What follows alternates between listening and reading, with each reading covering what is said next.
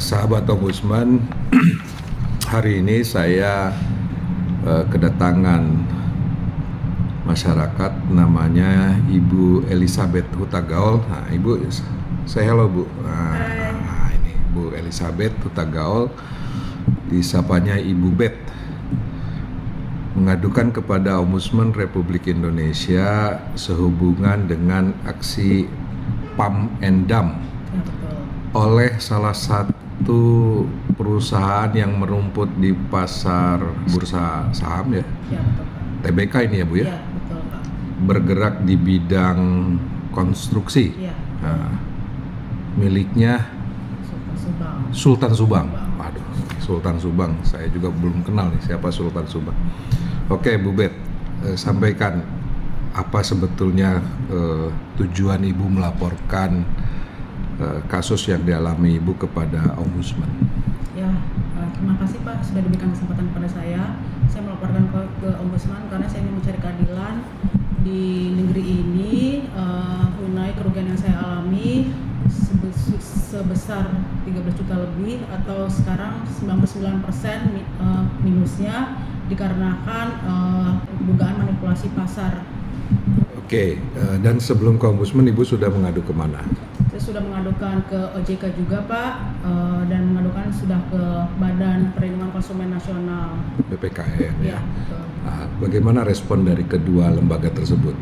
Kalau BPKN sangat responsif membantu saya untuk mempertemukan dengan OJK, namun mereka tidak bisa memberikan semacam rekomendasi seperti itu mengenai kasus yang saya alami. Terus pertemuan dengan OJK? Kemudian OJK, sejujurnya saya tidak puas pertemuan saya dengan OJK karena mereka tidak memberikan solusi kepada saya mengenai kerugian yang saya alami seperti apa, dan mengenai pump and dump ini mereka tidak mengetahuinya, yang seperti semacam gagal bayar repo seperti itu sih Pak.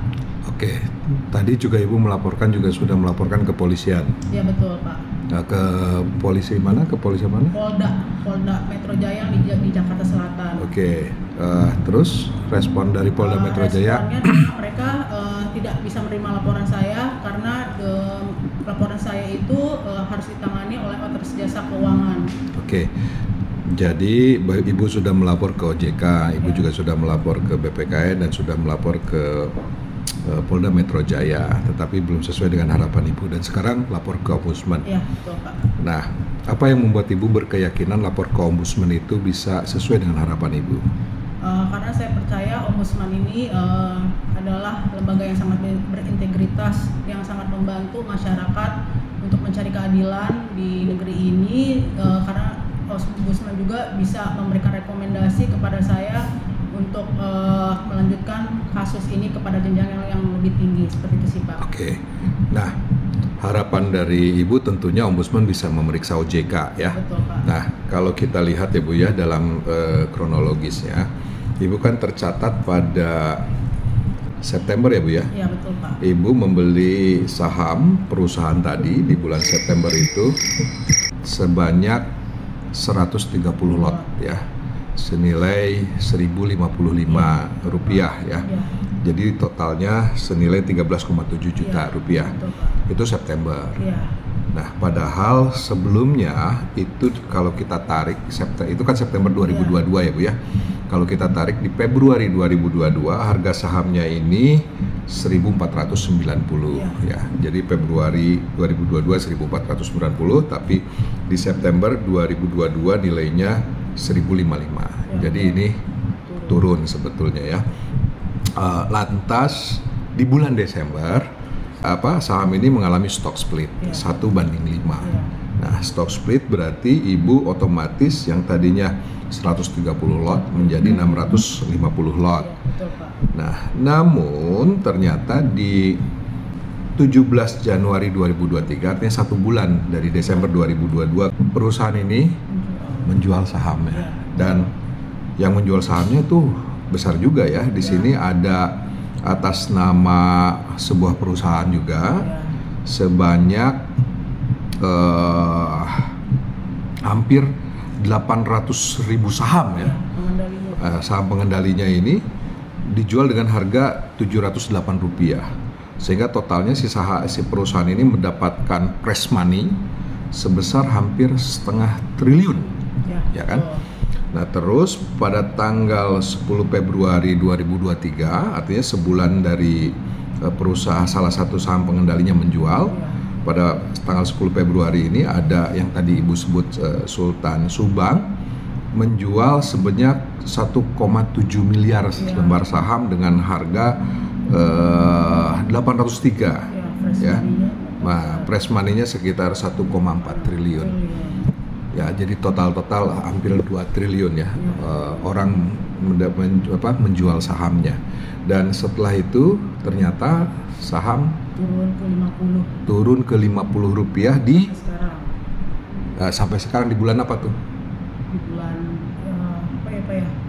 turun sebulan 2 bulan yang lalu dah. Oh, sebulan 2 bulan yang lalu, berarti sekitar udah hampir 6 bulan juga sih Pak, stagnan. Hampir 6 bulan stagnan di 50 rupiah ya. Dan transaksinya juga sepi Pak. Transaksinya sepi ya. Kalau 6 bulan berarti sekitar April Mei itu udah 50 rupiah. Dan pada suspendnya itu dan karena aktivitasnya ini akhirnya bursa melakukan suspend. Iya betul Pak. Di bulan apa?